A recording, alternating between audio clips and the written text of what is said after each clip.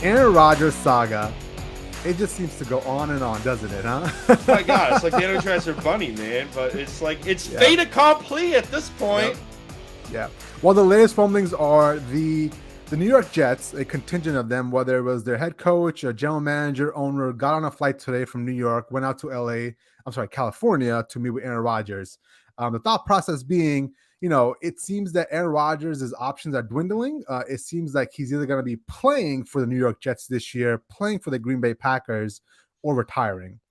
I'm of the mindset that Aaron Rodgers is probably not retiring. He's probably playing this year just because, this is the same year Tom Brady retired. So 5 years from now, I feel like Aaron Rodgers wouldn't want to share the day of going to the Hall of Fame with Tom Brady. I feel like he would want his own day. So with that being said, do you think it's basically a done deal between Aaron Rodgers and the Jets? Because I feel like it's starting to get there. Like the heat is there. There's so much fire between these two that it's probably going to end up happening in the next week or so, in my opinion. Oh yeah, I think this, like I said at the top, this is fait accompli. This is what we've been talking about for the last couple of weeks, and it's for the Jets, which is funny because the Jets missed out on Derek Carr, and some people would say, "Oh my God, like Derek Carr is Plan A, like that's get out of here. It's Aaron Rodgers." Jay, like the back of the New York Post today had a picture of Aaron Rodgers and it said Plan B. And there were a couple of Jets people that I work with, Jets fans that I work with, and they were actually kind of bummed that they missed out on Derek Carr because they don't want the baggage of Aaron Rodgers going to the Big Apple because we talked about it off air, but like how much buy-in does Aaron have? Like if you're going to be giving up all these draft picks, like are you going to show up to OTAs to get that relationship with your young wide receiver core that you've been begging for while you're in Green Bay, but you always have like the passive aggressiveness and put people in a doghouse? Yeah. Like, are you going to actually commit to playing for more than 1 year? Because if I'm the Jets and I'm giving up minimum 2 first, like the Broncos gave up 2 first-round picks or 3 first-rounders and a couple of second-round picks to get Russell Wilson. Like, how much are the Jets are going to have to give up? They're like 2 minimum. Budweiser. Look at that. But they're going to have to give up. They're going to have, a handful of first round picks, 2-3 minimum, just to get them. Like, why are you going to do that and then have them potentially retire at the end of the season?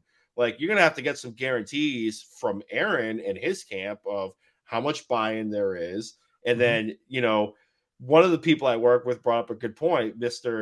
He had a lot of questions about like the COVID vaccine and all that nonsense. He's working for the family that runs Johnson and Johnson. Yeah. Like, this is fantastic. Like, this is going to be great. The Jets are going to get him because the only other option at this point is Jimmy G, who's probably going to stub his toe in training camp and break his leg somehow.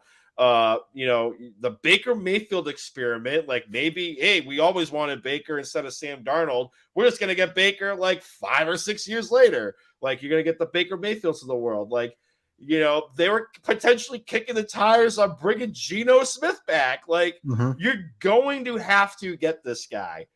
Whether or not he's going to take a flamethrower to that locker room, I am here for it, Jay. I am here for it.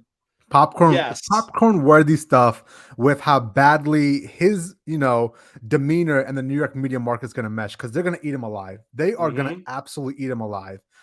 And if I'm the New York Jets and I'm sitting down with Aaron Rodgers today, I really only want to know one thing from him. I want to know how committed are you? Because reports have come out of Green Bay that the Packers are disgusted with him because when he signed his extension last year, he basically checked out. He didn't show up to the offseason. He didn't put in work with the new wide receivers, a bunch of rookie wide receivers that needed to mesh with him. He was not in any of those meetings. He basically showed up day one of training camp and said, let's roll the balls out. And that's not how it's done in the NFL. It's a process from March all the way to the first game. So I want to know, if I'm Woody Johnson, just how committed he is, because right now, Aaron Rodgers is guaranteed $110 million over the next 2 years. I believe was it 59 this year and then 41 the next year. I might have that backwards, but it's $110 million over the next 2 years.